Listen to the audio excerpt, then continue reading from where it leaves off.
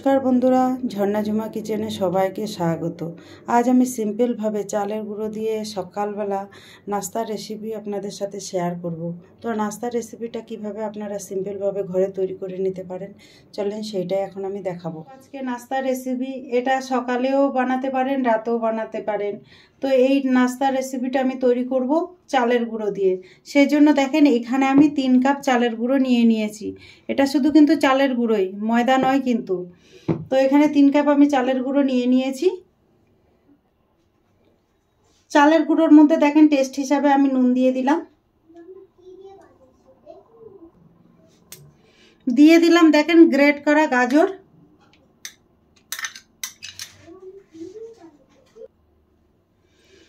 কুচনো পেঁয়াজ,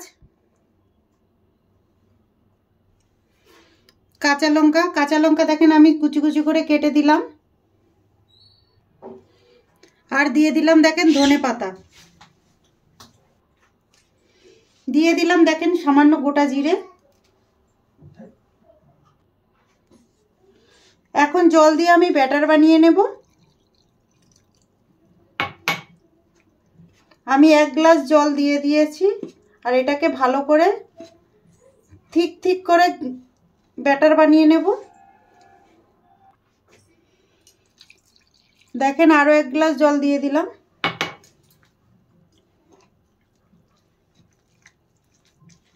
ভালো করে সব উপকরণের সাথে এখন মিশিয়ে নেব।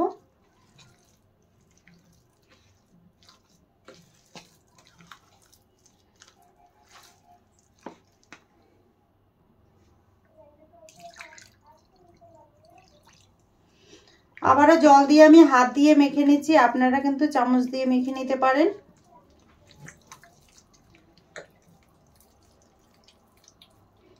কেন ভালো করে পুরো সবজির সাথে কিন্তু মিশিয়ে দিতে হবে চালের গুঁড়ো। দেখেন হাত দিয়ে আমি ভালো করে গুলে নিয়েছি। ঠিক এইরকম ঠিক ব্যাটার হবে।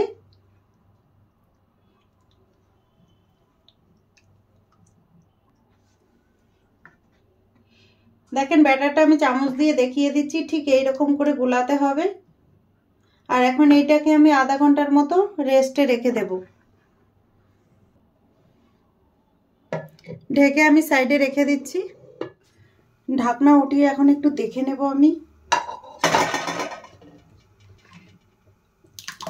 দেখেন ব্যাটার কিন্তু খুব ভালোভাবে সেট হয়ে গেছে। এখন আমি তৈরি করে নেব। গ্যাসে আমি প্যান চাপিয়ে দিয়েছি আর প্যান ভালোভাবে গরম হয়ে গেছে। দিয়ে দিলাম কিছুটা তেল। তেল পুরো প্যানে আমি ছড়িয়ে দেব।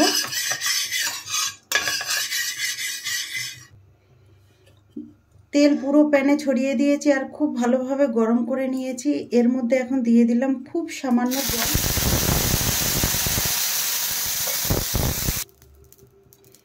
দেখেন জলটা দিয়ে দেওয়ার পরে একটু মুছে নিতে হবে। এখন আমি যে ব্যাটারটা বানিয়েছি সেটা দিয়ে দিচ্ছি প্যানে।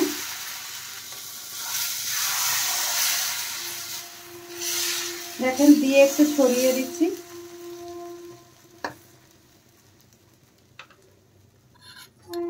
উপর থেকে কিছুটা আমি তেল দিয়ে দিলাম।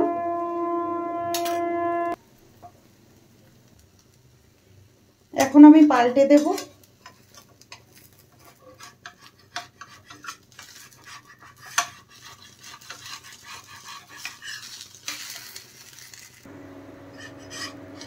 দেখেন পাল্টে দিচ্ছি। এক সাইড খুব সুন্দর করে ভাজা হয়ে গেছে। দেখেন একটা হয়ে গেছে আমার, নামিয়ে নেব এখন। প্লেটে দেখেন নিয়ে নিলাম। আর এখানে আমি একটা চাটনি তৈরি করেছি, আবারও একটা আমি বানিয়ে নিচ্ছি।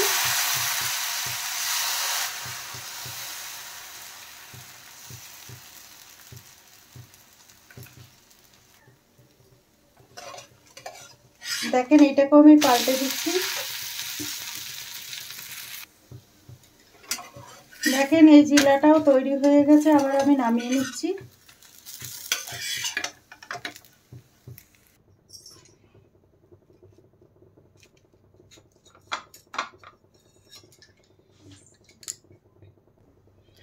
তৈরি হয়ে গেছে চালের আটা দিয়ে চিলা। এই রেসিপিটা যদি আপনাদের ভালো লাগে তাহলে আমার চ্যানেলটাকে সাবস্ক্রাইব করবেন, লাইক করবেন, কমেন্ট করবেন আর অবশ্যই শেয়ার করবেন। আর সিম্পলভাবে এই নাস্তা রেসিপিটা বানিয়ে আমাকে কমেন্ট করে প্লিজ জানাবেন। Thank you.